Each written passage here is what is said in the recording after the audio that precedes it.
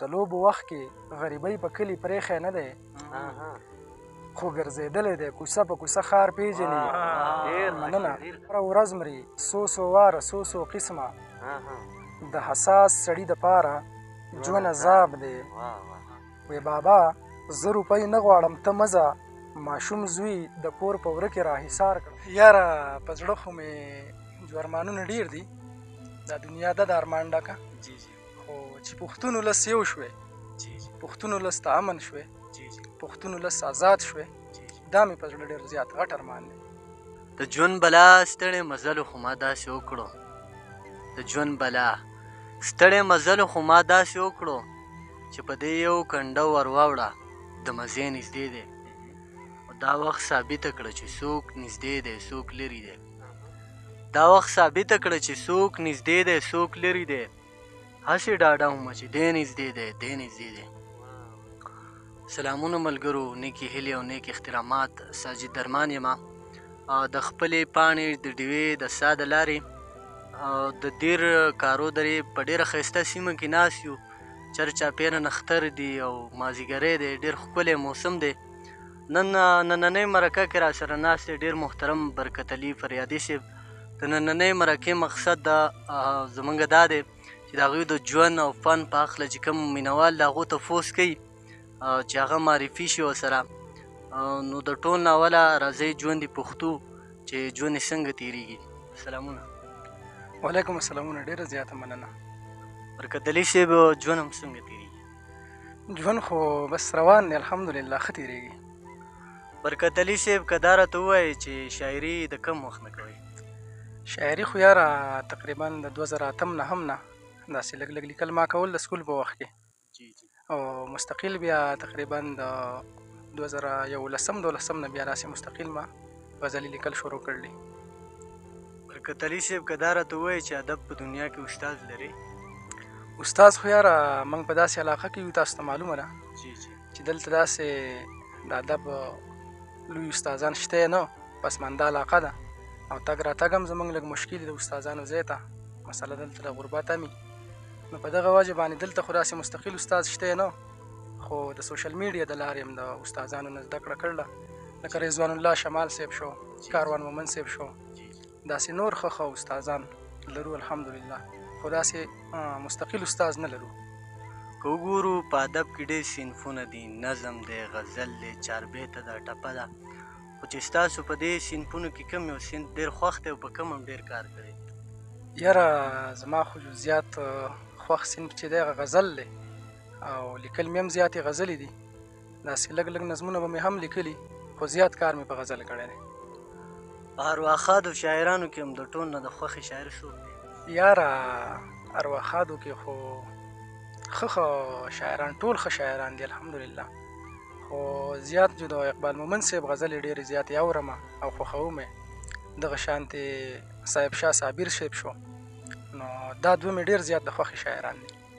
او په ژوندي شاعرانو کې هم څوک ډېر زیات خوښ دي یاره په ژوندو شاعرانو کې خو جو شمال صاحب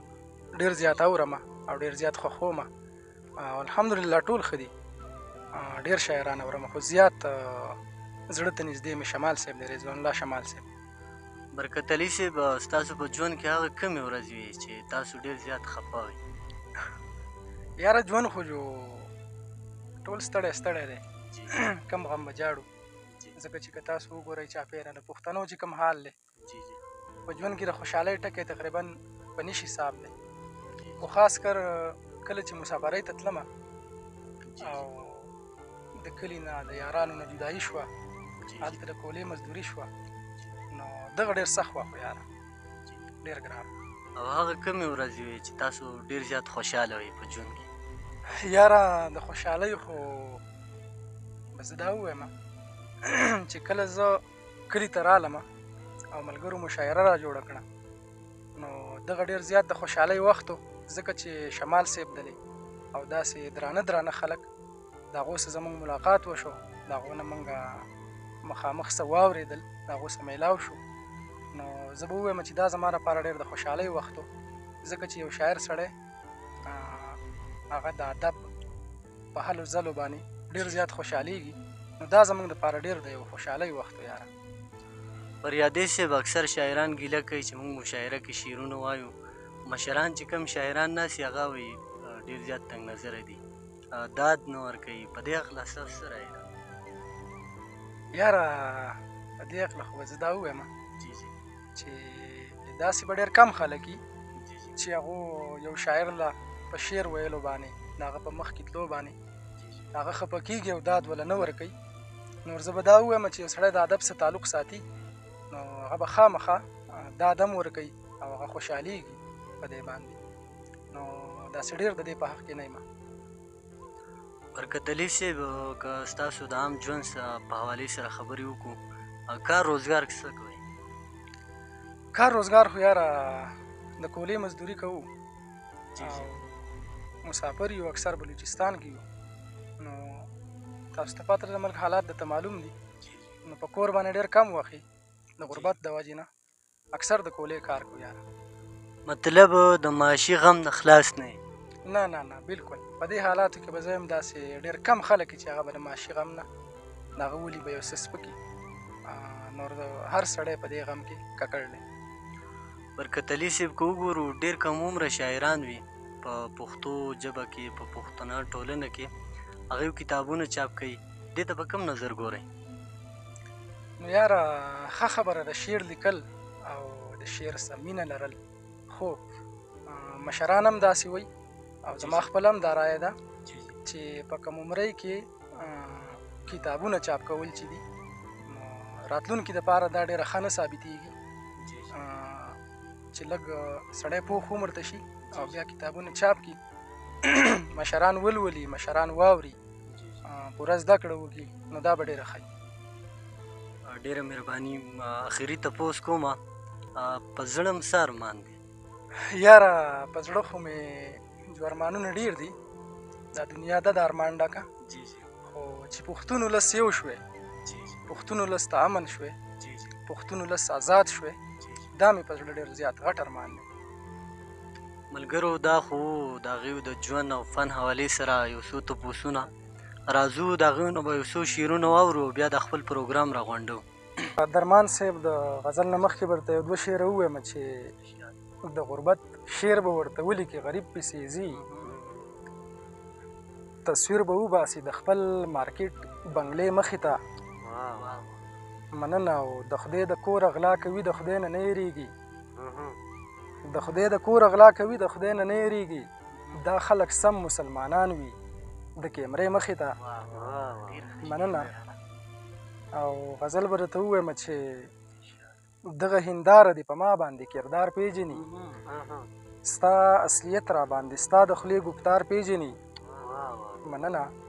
او غریبي ښه د غریبي مې یاران نه بیلوي غریبي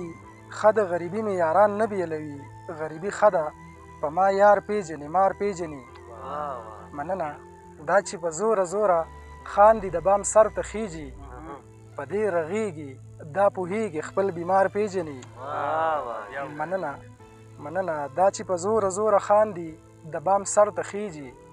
په دې رغېږي دا پوهېږي خپل بیمار پیژني مننه او د لوبو وخت کې غریبۍ په کلي پرېښی نه دی خو ګرځېدلی دی کوڅه په کوڅه ښار پیژني مننه مننه د لوبو وخت کې غریبۍ په کلي پرېښی نه دی خو ګرځېدلی دی کوڅه په کوڅه ښار پیژني مننه او فریادي ځکه چاته نه کوي اظهار د مینې فریادي ځکه چاته نه کوي اظهار د مینې درد د بیلتون پیژني زور د انتظار پیژني مننه او یو غزل به درته بل ووایم چې که مې پوره نه شو ارمان نو لیونی به یمه که مې نصیب نه شو جانان نو لیونی به یمه او بیا مې د چم ګاونډ خلکو نه پوښتنه کوه که مې خبر نه کړې په ځان نو لیونی به یمه مننه او که مې د زړه خبره وکړه چې مین یم په تا درمان صاحب که مې د زړه خبره وکړه چې مین یم په تا تا راته ووې چې قربان نو لیونی به یمه مننه مننه او سیرې ګریوان چې ګرځېدمه نو لاروغ به یمه که مې روغ پاتې و ګریوان نو لیونی به یمه مننه سترې ګریوان چې ګرځېدمه نو لا روغ به یمه که مې روغ پاتې و ګریوان نو لیونی به یمه او چې ستا تر څنګه فریادي ومه خوشحاله به یم که بې له تا مې شو ګزران نو لیونی به یمه بل غزل دی چې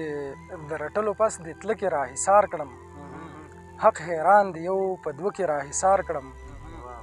او درنه یوړمه د وخت سپیرو بادونو که دې هر څومره په زړه کې راحصار کړم مننه او د مظلوم په غږ کاڼه پکې دیره و څو لیوانو په یو غره کې راحصار کړم مننه او وی بابا زه روپۍ نه غواړم ته مه ځه وی بابا زه روپۍ نه غواړم ته مه ځه ماشوم زوی د کور په وره کې راحصار کړم مننه او فریادي به دې له ډېره درده مړ یم که د یاد په بارانه کې راحصار کړم مننه دغه آخري غزل درته وایم چې بې نشې او بې خماره ژوند عذاب دی بې د مینې چې وي یاره ژوند عذاب دی هره ورځ مري څو واره څو قسمه د حساس سړي دپاره ژوند عذاب دی مننه او ستا د لاسه مې دا زړه پولی دی ستا د لاسه انتظاره ژوند عذاب دی او ستا نه مخکې مې اظهاره ژوندون ښه و ستا نه پس خو مې اظهاره ژوند عذاب دی مننه ستا نه مخکې مې اظهاره ژوندون ښه و ستا نه پس خو مې اظهاره ژوند عذاب دی یو یتیم په سرو غرمو د خان بیګار کړي یو یتیم په سرو غرمو د خان بیګار کړي حقیقت دی چې بې پلاره ژوند عذاب دی مننه او فریادي په دې بې حسه زمانه کې په دار ښه دی خو تر داره ژوند عذاب مننه ډیره مننه قدرمنو دا و برکت علي فریادي صاحب چې د هغوی د ژوند او فن حوالې سره د هغوی نه موږ پوښتنې وکړې او هغو موږ له جوابونه راکړو هیله لرم چې تاسو به د هغوی د جوابونو نه مطمئن شوي د هغو شعرونه مو واورېدو او د حمید لونګ صاحب هم ډیره مننه کوو چې دې مرکه کې موږ سره ناست و خپل وخت ویستو بهیر یوسفزي صاحب هم ډیره مننه کوو د یو بل پروګرام پورې موږ له راکړئ اجازت په لوی الله هم سپارو د خدای په امان